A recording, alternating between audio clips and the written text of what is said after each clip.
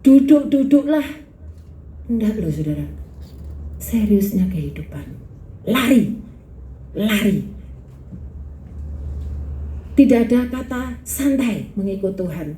Saya katakan, saudara jangan lalu, aku harus terus gimana ya, aku melakukan hal-hal yang dahsyat setelah ini, puasa 100 hari gitu ya saudara ya. Enggak seperti itu.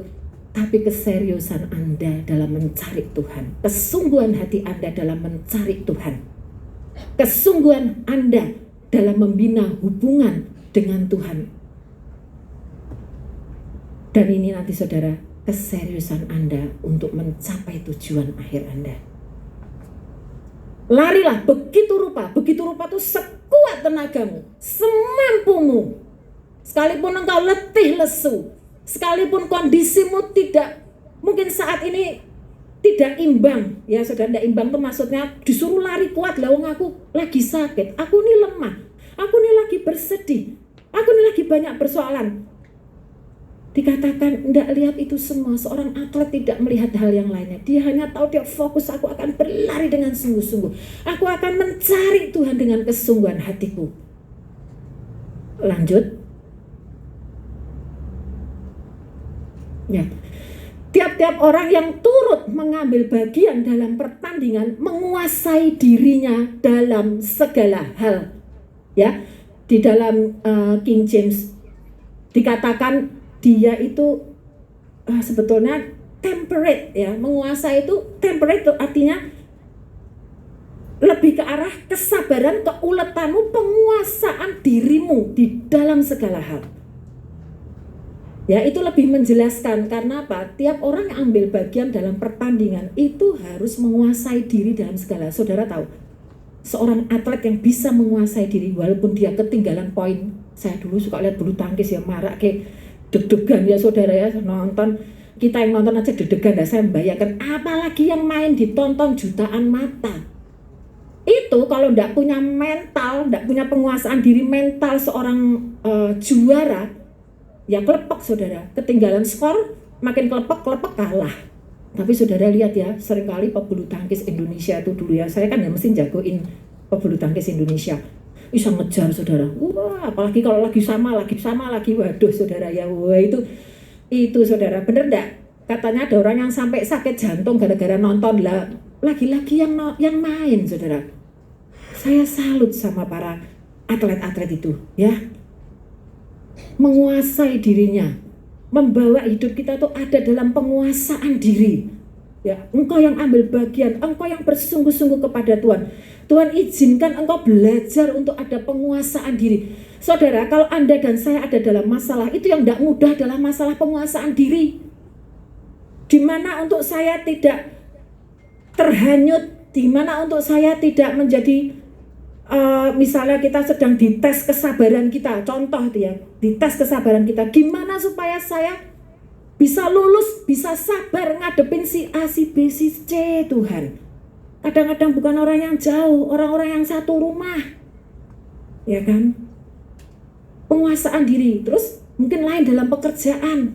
Gimana Tuhan supaya aku sebagai anak Tuhan, aku bisa melakukan yang jujur.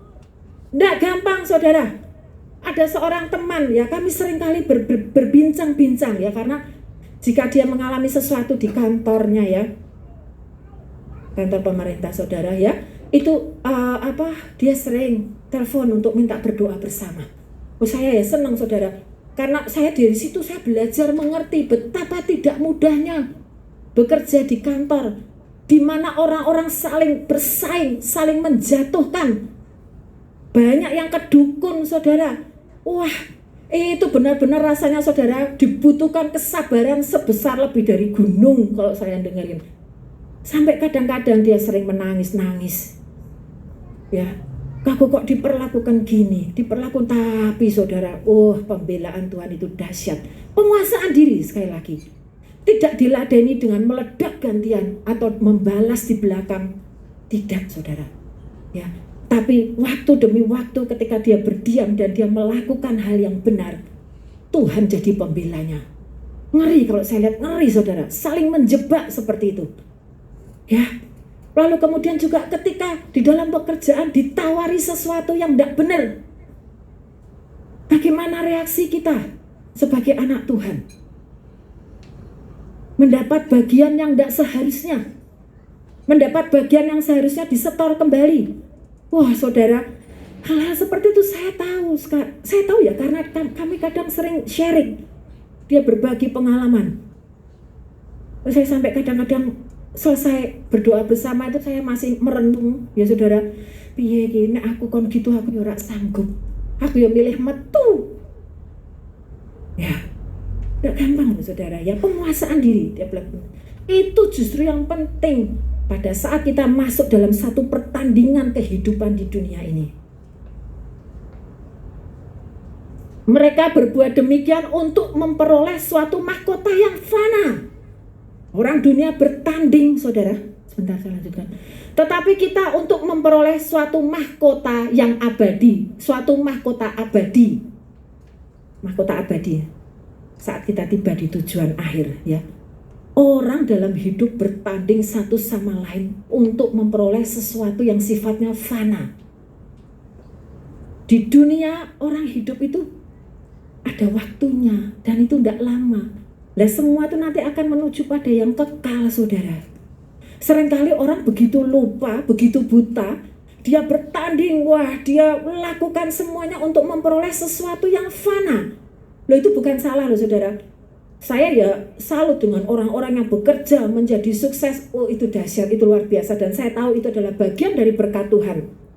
Bagi anak-anak Tuhan yang seperti itu. Apapun, dalam pelajaran sekolah dia menjadi yang the best, itu doa kita saudara. Ya. Tetapi yang keliru adalah ketika kita fokus kepada apa yang harus aku dapatkan. Tetapi tidak kepada Tuhan. Ya, lupa. Jauh dari Tuhan. Tapi sibuk mengejar apa yang diingini. Just be careful. Hati-hati. Betapa mudahnya segala sesuatu di dunia ini akan membawa kita itu menjauh dari Tuhan. Atau mungkin tidak menjauh. Tapi menomorduakan Tuhan. Ini baru itu. Gitu ya. Saya pernah cerita saudara. Satu saat saya diajak teman saya di Jakarta. Untuk menghadiri satu pertemuan. Yang intinya tentang bisnis. Nah, pertemuan itu diadakan hari Minggu. Hari Minggu pagi. Nah, Minggu pagi itu kan hari kita beribadah. Daripada saya sore mesti nanti ada acara ya dengan Henry, Ana. Nanti malah tidak bisa, mending pagi jadi beres gitu. Urusan itu dulu kan gitu ya.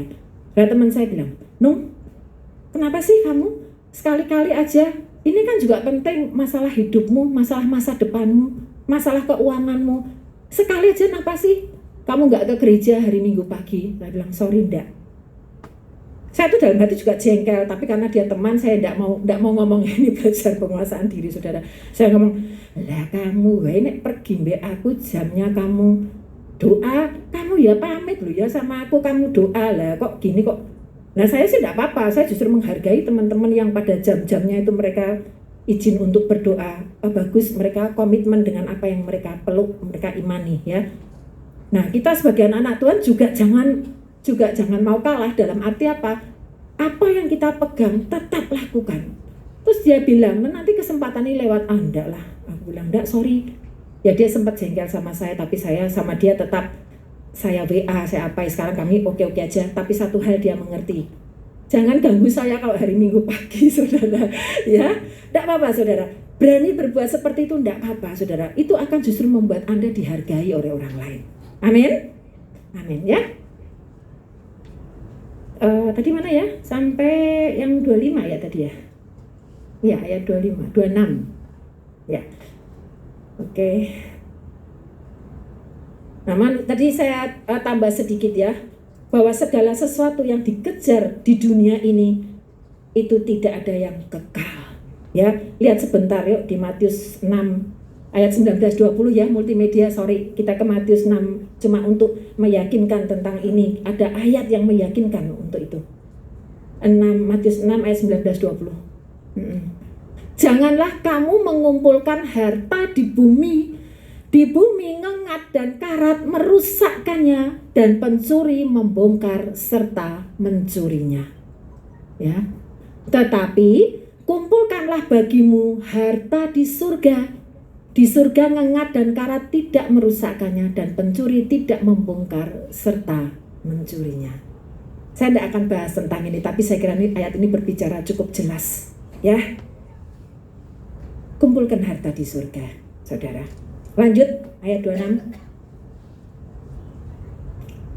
Oh sorry, yang tadi, yang 1 Korintus 9 ayat 24 sampai 26, ya. Sebab itu aku tidak berlari tanpa tujuan, dan aku bukan petinju yang sembarangan saja memukul.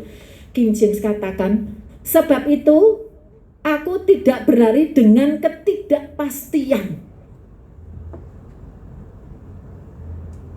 Anak-anak Tuhan tuh berlari karena ada satu kepastian di depan yang akan kita jelang. Jangan sekali-kali kita bilang borak weruh sesuk piye, ning arep piye, besok-besok tuh piye, aku meneng di. Jangan. Sudah jadi anak Tuhan, sudah terima Tuhan, yakin. Ya pasti tujuanku nanti kembali kepada Tuhan, bersama dengan Tuhan, bukan yang lain, saudara. Ya, dikatakan ada satu kepastian.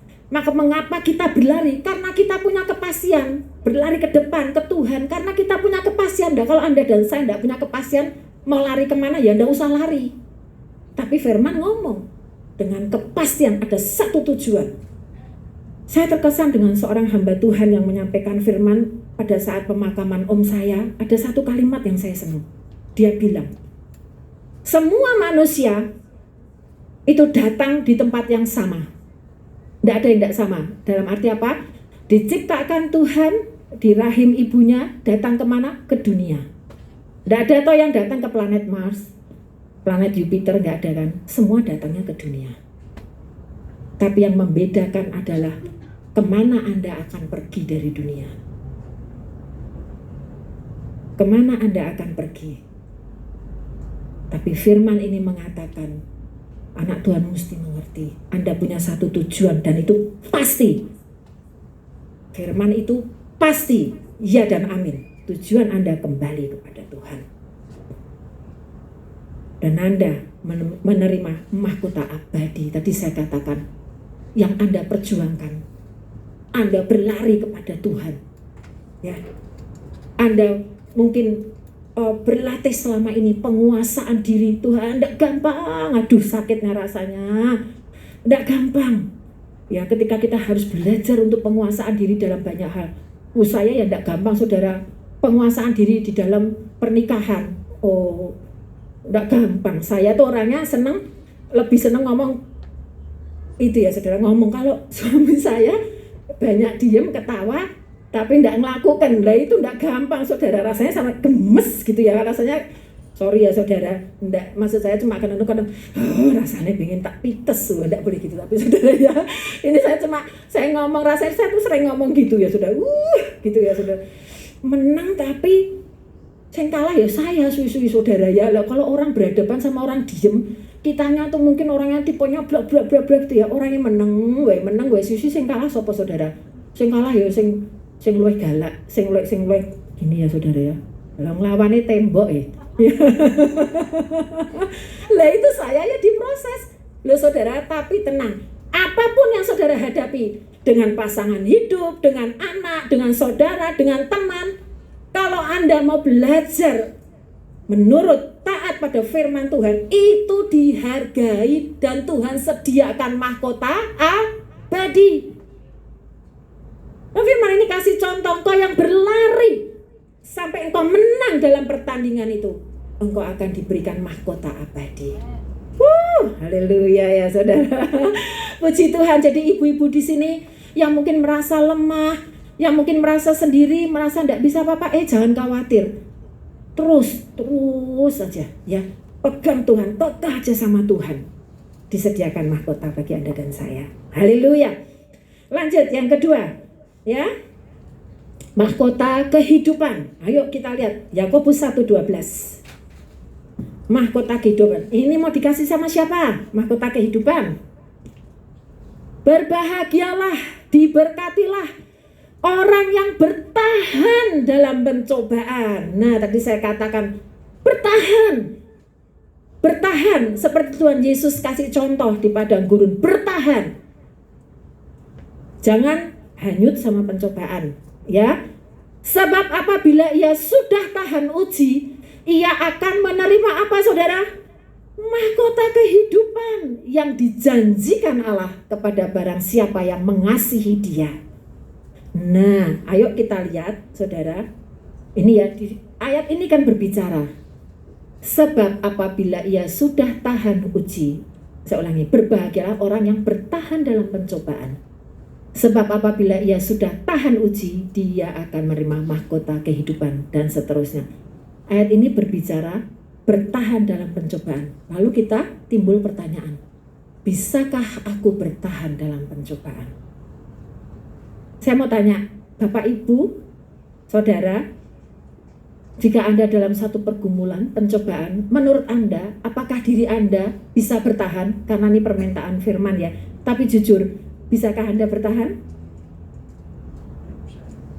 Berusaha, oke, bagus sekali. Anda mungkin bertanya ya, bisakah aku bertahan? Kita lihat jawabannya. Kita akan buka di dalam 1 Korintus 10 ayat 13. Apa kata firman? Jadi intinya, mahkota kehidupan bisa Anda dan saya raih. Hai Bapak Ibu, hai saudara yang saat ini sedang bertahan dalam pencobaan. Ini jawabannya. Pencobaan-pencobaan yang kamu alami ialah pencobaan-pencobaan. Saya sekarang minta jemaat baca sampai dengan kata biasa. 1, 2, 3.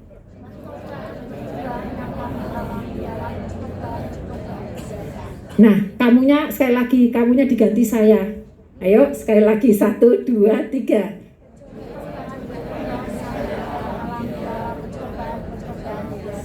Lanjut, yang tidak.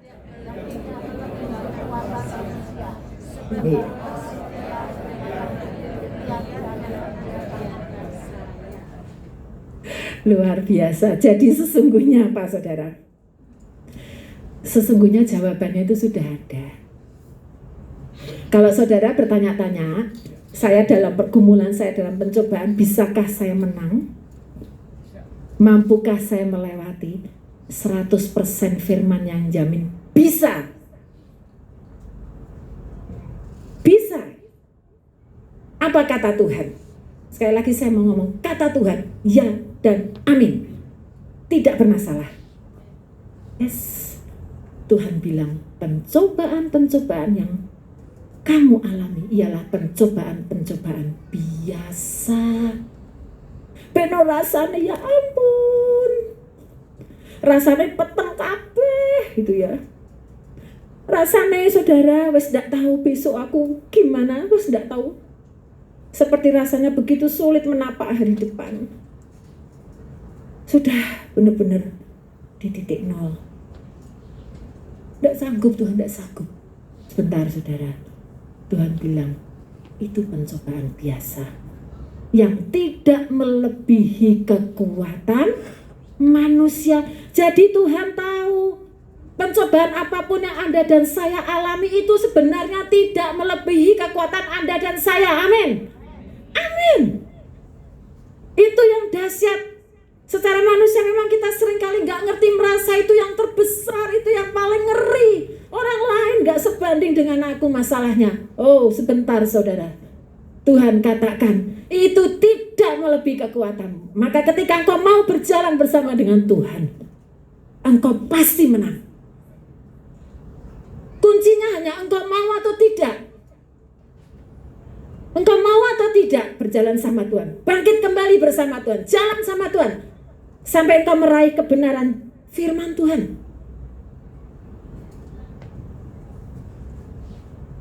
Dan yang hebatnya, firman ini katakan, Allahmu dan Allahku itu Allah yang setia. Engkau mungkin masih lemah, engkau mungkin masih menolak, engkau merasa enggak bisa, tapi Dia menunggumu untuk mengangkatmu kembali. Menunggumu untuk berjalan kembali dengan Dia. Dan menunggumu untuk menuntun, untuk menunjukkan kepadamu, ini engkau. Lihat, Engkau bisa. Engkau bisa. Engkau bisa pulih. Engkau bisa lepas dari pencobaan, dari pergumulan yang kau hadapi. Dia setia. Kita sering tidak setia, tapi dia setia. Dan karena itu, karena dia setia, ia tidak akan membiarkan kamu. Wah, berikan tepuk tangan bagi Tuhan Allah kita. Wow. Saudara, kalau kita bimbing orang yang ngeyelan, sisi wegah, saudara. Lo jujur, bener enggak? Orang sing ngeyel, orang sing gampang putus asa. Sisi kita sebagai manusia tuh namanya kita manusia ya. Rasanya kita sendiri jadi wegah atau malah kita sendiri jadi hanyut. Tapi saudara, Tuhan tidak seperti saya dan Anda. Dia bilang dia akan cari cara menurut dia. Karena sekali-kali dia tidak akan biarkan saudara dan saya larut, terjatuh dan hilang dalam pergumulan. Amin. Bersyukur kepada Tuhan bahwa dalam segala perkara dia mau yang baik itu terjadi dalam diri Anda dan saya. Oke. Lanjut ya. Nah, mahkota kehidupan itu sebenarnya ada lagi ya di dalam Wahyu 2 ayat 10. Ya saya akan baca tapi saya nggak akan bahas tentang yang ini, kita baca saja supaya Anda tahu. Jangan takut terhadap apa yang harus engkau derita. Sesungguhnya iblis akan melemparkan beberapa orang dari antaramu ke dalam penjara supaya kamu dicobai. Dan kamu akan beroleh kesusahan selama 10 hari. Hendaklah engkau setia sampai mati dan aku akan mengaruniakan kepadamu mahkota kehidupan. Setia sampai mati itu penting sekali. Ini ditujukan kepada jemaat Efesus yang pada waktu itu mulai kehilangan cinta mula-mulanya. Ya, mereka sudah jatuh terlalu dalam tapi tidak menyadari. Tuhan katakan, kembali ke cinta mula-mulamu. Ayo kita kembali ke cinta mula-mula kita kepada Tuhan. Ya saudara ya, setialah sampai mati. Pegang Tuhan itu ya sampai mati. Sampai akhir hidup kita. Amin. Lanjut ya. Mahkota yang ketiga adalah mahkota kemuliaan. Kita akan buka dalam 1 Petrus 5 ayat 1 sampai 4.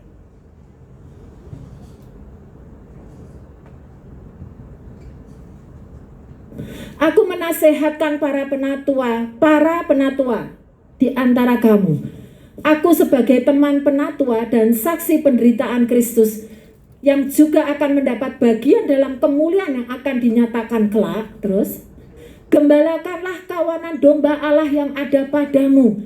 Jangan dengan paksa, tetapi dengan sukarela, sesuai dengan kehendak Allah, dan jangan karena mau mencari keuntungan, tetapi dengan pengabdian diri. Lanjut.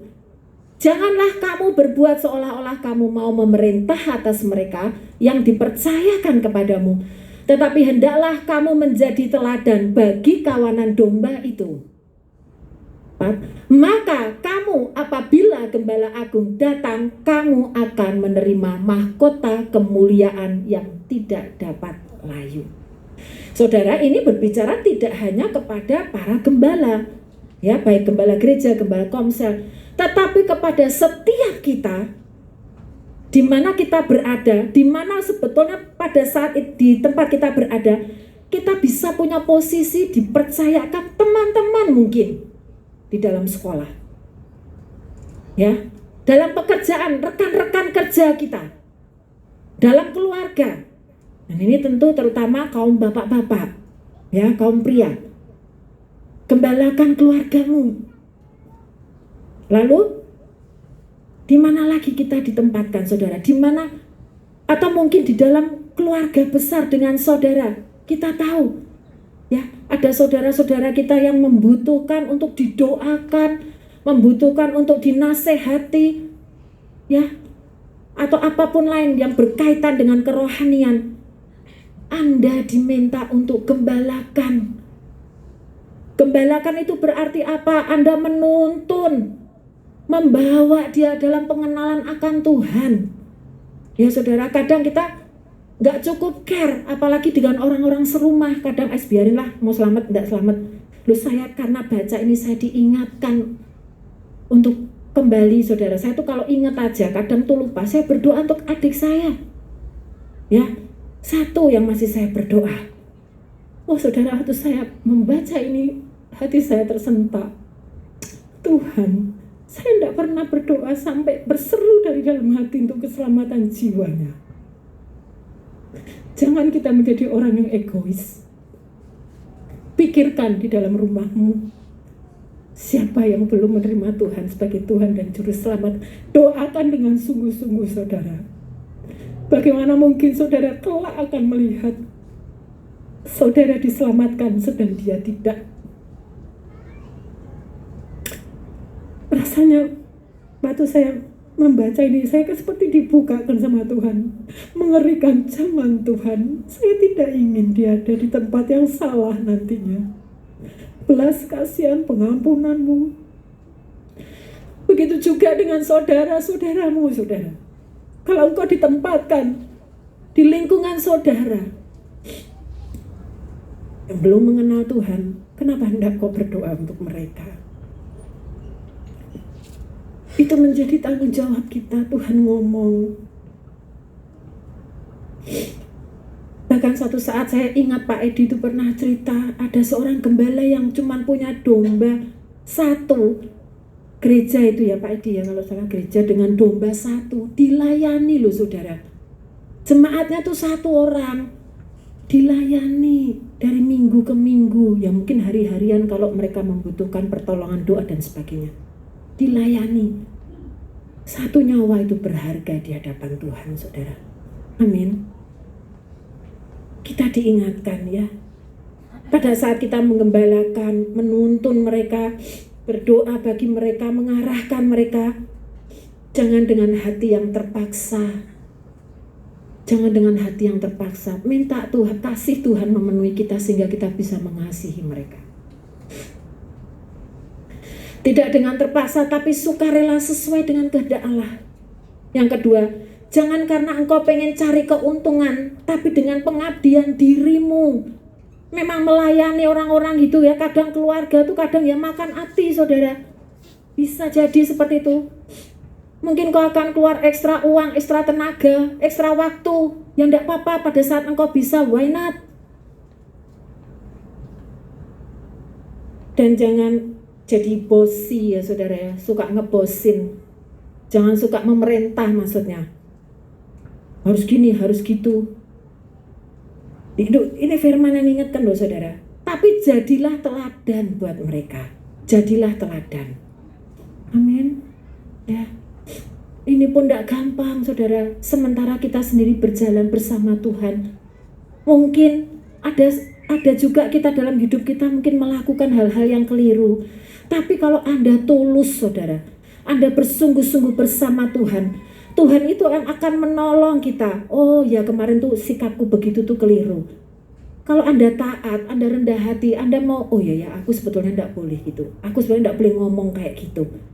Karena banyak orang kan ya tidak bisa saudara. Kalau saudara minta, ya kadang orang tuh terlalu menuntut hamba Tuhan. Hamba Tuhan kok gitu, hamba Tuhan kok bicaranya gitu, hamba Tuhan kok seperti itu. Sudah deh, stop saudara sekarang ya. Jangan menuntut orang lain, lihat pada diri kita sendiri.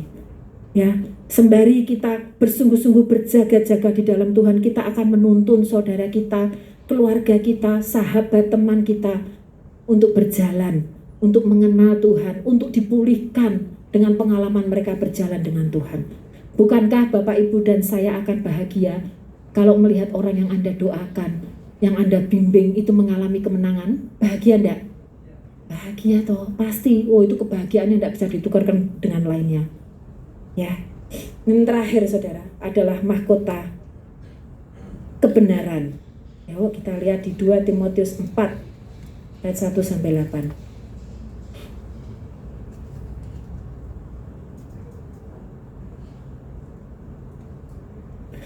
Di hadapan Allah dan Kristus Yesus yang akan menghakimi orang yang hidup dan yang mati, aku berpesan dengan sungguh-sungguh kepadamu demi pernyataannya dan demi kerajaannya.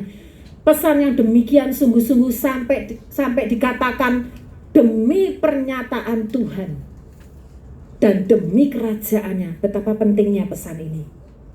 Mari kita lihat isinya. Apa saudara? Beritakanlah firman. Beritakanlah firman. Siap sedialah, baik atau tidak baik waktunya. Jadi beritakan firman itu baik atau tidak baik, ya beritakan. Tidak ada pengecualian saudara. Yang memberitakan belum tentu harus ada di mimbar, dimanapun Anda dan saya berada. Loh saudara, firman itu bisa memberkati Anda. Tidak tahu saat Anda bercerita, saat Anda berbagi, saat Anda mengirim WA firman dan sebagainya, itu memberkati orang yang menerimanya. Beritakan. Jangan kalau kita beritakannya firman. Jangan beritakan terus menerus akhir-akhir ini ya. Kasus Brigadir C gitu ya saudara ya. Wah, marak. Samben dino diomongke kuwi terus. Lali ngomongke firman saudara ya. Angger ketemu sapa ngomongke to tambah ngeri yo jeblone ngeri yo saudara ya. Dan memang ngeri ya saudara, tapi katakan sini beritakanlah firman. Wah, ini pesan yang sungguh-sungguh. Pakai demi tadi apa yang sebelumnya tadi? Yang ayat 1 sebentar, demi pernyataan Tuhan dan demi kerajaan Tuhan loh. Sampai dikatakan pakai demi. Ya, yuk ayat 2. Beritakanlah firman, siap sedialah baik atau tidak baik waktunya. Nyatakanlah apa yang salah, tegurlah dan nasihatilah dengan segala kesabaran dan pengajaran. Ya, jadi saat kita memberitakan firman, ya tidak apa-apa ngomong apa yang memang harus kita katakan. Loh, firman itu pedang bermata dua. Satu ke yang dituju, yang kedua ke yang membawakan. Ya tidak apa-apa. Lah memang saya sendiri juga sering minta saudara, Tuhan nanti kalau saya dapat dari sharing firman, itu berarti juga untuk saya. Loh, seperti itu firman saudara ya. Nyatakan, kalau tidak benar ya ngomong sesuai apa sih firman Tuhan, ya ngomong saja. Kalau memang itu harus dinyatakan, karena itu akan mengubah orang dan mengubah diri saya sendiri juga. Ya, nasihatilah dengan segala kesabaran dan pengajaran. Nah ini yang kita juga harus belajar. Nasihati dengan sabar. Kadang-kadang ini tidak gampang juga saudara. Nasihati wes tahunan loh saudara, wes tahunan. Tekan wes umur. Yorak manotik saudara, kon dateng mbek Tuhan. Loh tapi saya itu ya sering diingatkan saudara, saya sering diingatkan ngomongin lagi. Kadang-kadang sogah Tuhan aku gak ngomong. Datang ke gereja, baca firman, doa. Ingat Tuhan itu adalah satu-satunya keselamatan buat engkau. Suruh ngomong gitu. Ya saudara, sabar, kudu sabar saudara ya. Memang ini harus seperti itu. Saudara lah nemoni sendiri toh, orang-orang nek kita nasihati tentang Tuhan, butuh kesabaran enggak toh? Butuh toh rata-rata. Rata-rata jawabannya kan ya akeh-akeh ngayal ya saudara ya. Nah dikasih tahu mesti punya pendapat sendiri. Ya wes kita diem. Nanti satu saat ada kesempatan lagi ngomong lagi. Sembari kita doakan orangnya ya. Dan pengajaran ya, membagikan firman Tuhan, kebenaran firman Tuhan. Lanjut. Karena akan datang waktunya orang tidak dapat lagi menerima ajaran sehat. Lah ini runyam saudara ya. Firman katakan akan datang loh waktunya nanti, bahwa orang tuh tidak mau lagi, tidak bisa lagi menerima ajaran sehat, tetapi mereka akan mengumpulkan guru-guru menurut kehendaknya untuk memuaskan keinginan telinganya. Nanti akan datang waktunya sebelum terlambat. Ayo saudara, ayo ya, bagikan sesuatu. Mungkin simple, nek ngasih tahu orang ya ojo kakean saudara. Marake orang tuh nggak seneng ya saudara ya. Saya tuh ingat suatu saat almarhum om saya tuh ya cerita, wah aku ki paling megah nek ditekani si A, masih saudara saya juga. Mesti ngomongnya maksudnya si A tuh baik, tapi si A nya ini kurang sabaran. Nek teko senengane ngomong, nek ora bertobat kowe mlebu neraka. Lah malasan saya jengkel saudara dia ya. Bolak-balik ngomong mlebu neraka. Lah memangnya dene sapa ngomongnya aku mlebu neraka gitu ya. Nah, Hati-hati. Jadi kita mesti pakai hikmat, saudara ya. Nah, sekarang dikatakan di sini banyak orang yang kepengennya cari guru-guru memuaskan kehendaknya, memuaskan keinginan telinganya. Nanti ada waktunya mereka tidak mau lagi diomongin, ditutup. Oh, sudah cukup. Wis, tidak usah ngomong tentang neraka, ya, tentang surga. Ini loh, ada hamba Tuhan ciamik. Ngomongnya apa? Kesejahteraan. Ngomongnya apa? Berkat berlimpah. Setiap ngomong enak loh. Ngomongin berkat terus. Waduh, lali. Hati-hati ya saudara ya. Boleh ngomong berkat tidak apa-apa, memang Tuhan itu sumber berkat. Tapi nek berkat terus mikir berkat mabur ya saudara ya, mendeloknya ning dhuwur terus saudara ya. Berkat, ngerti-ngerti kejeglong. Nah ya, tapi jangan heran, akhir zaman seperti itu. Maunya dengar yang enak-enak aja. Nanti kalau ditegur, enggak mau. Ya. Terus mereka akan memalingkan telinganya dari kebenaran dan membukanya bagi dongeng. Ya, itu yang terjadi pada akhir zaman ini, saudara ya. Lanjut ya. Tetapi kuasailah dirimu dalam segala hal. Sabarlah menderita, lakukanlah pekerjaan pemberita Injil dan tunaikanlah tugas pelayananmu. Ya, dikatakan kuasai dirimu dalam segala hal. Ini tadi saya katakan belajar. Penguasaan diri itu tidak gampang, saudara. Kita ya diproses, saya ya diproses. Tidak mudah ini, ya penguasaan diri. Tapi mesti mau. Sabarlah menderita, lakukanlah pekerjaan pemberita Injil. Nah, dikatakan selagi beritakanlah firman. Ya, dibilang di sini, lakukanlah pekerjaan pemberita Injil. Bagikan firman. Dan tunaikan tugas pelayananmu. Nah, ini penting juga bagi setiap kita yang sudah dipercaya oleh Tuhan melakukan tugas pelayanan. Ya, melayani adalah satu kehormatan. Dikatakan itu dalam bahasa aslinya adalah penuhi. Kalau engkau sudah dipercaya oleh Tuhan, saudara, itu sungguh sesuatu yang luar biasa. Dipercaya kok sama Tuhan, itu dahsyat. Lakukan, penuhi panggilan pelayananmu. Ya, jangan kau tunda. Kalau engkau merasa tidak bisa, datang sama Tuhan dengan rendah hati. Tuhan, aku mau, tapi aku belum bisa, aku belum sanggup, mampukan aku. Maka Tuhan yang akan menuntun Anda dan saya untuk Anda bisa sampai pada pelayanan yang Tuhan mau dalam hidup Anda. Ya. Terus mengenai diriku, darahku sudah mulai dicurahkan sebagai persembahan dan saat kematianku sudah dekat terus. Aku telah mengakhiri pertandingan yang baik. Nah, ini biarlah setiap kita jadi seperti ini, saudara ya. Aku telah mencapai garis akhir dan aku telah memelihara iman. Lalu terakhir, sekarang telah tersedia bagiku mahkota kebenaran yang akan dikaruniakan kepadaku oleh Tuhan Hakim yang adil pada harinya. Tetapi bukan hanya kepadaku, melainkan juga kepada semua orang yang merindukan kedatangannya. Ya, jadi mahkota ini, mahkota kebenaran diberikan kepada setiap kita yang merindukan kedatangan Tuhan dengan melakukan sesuatu. Apa tadi? Memberitakan firman. Bukan hanya Anda dan saya merindukan kedatangan Tuhan. Tadi dikatakan, Paulus bilang, aku sudah nyelesain semuanya. Aku sudah finish strong.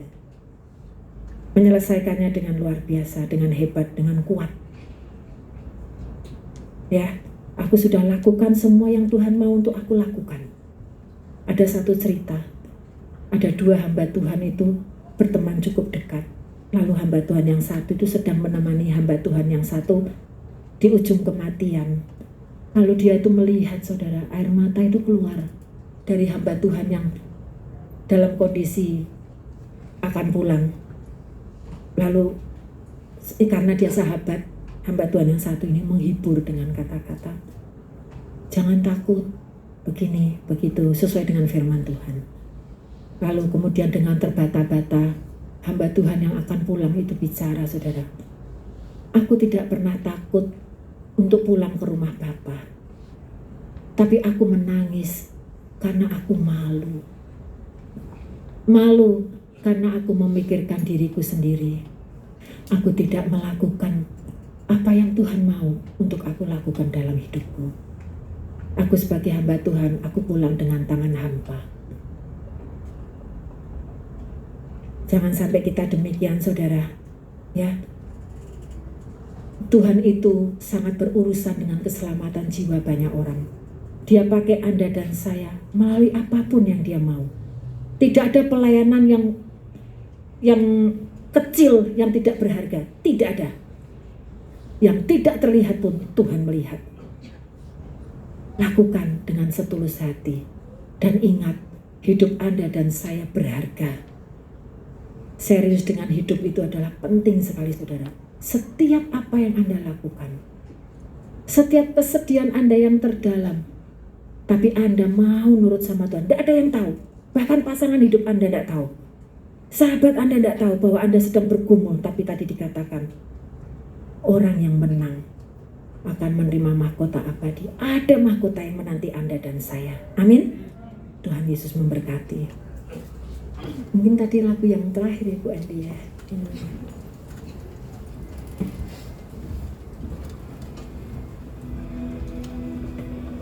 Mari saya undang bangkit berdiri.